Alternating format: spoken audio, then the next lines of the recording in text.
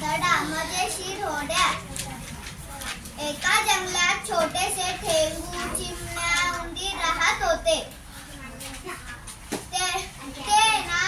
ते जंगलात राहत होते तर त्यांनी ते जंगल आपलं गाव म्हणूनच मानून घेतलं होतं. पण एका मालकाने ते जंगल विकत घेतलं.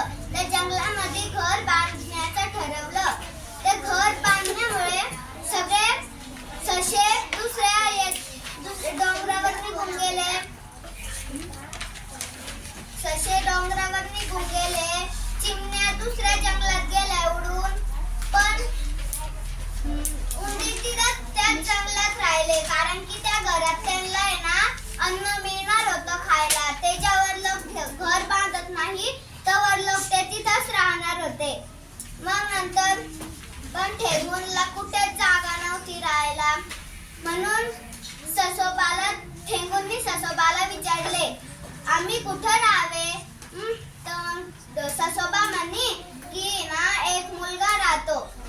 त्या मुलाने माझा जीव वाचवला होता, मी गवतात फसलो होतो तेव्हा. मग तुम्ही त्याच्याकडे जाऊन पहा. ते ठेंगू त्या मुलाच्या घराच्या खिडकीजवळ गेले. त्या खिडकीजवळ गेल्या त्यांनी खिडकी वाजवली. मग तो मुलगा उठला.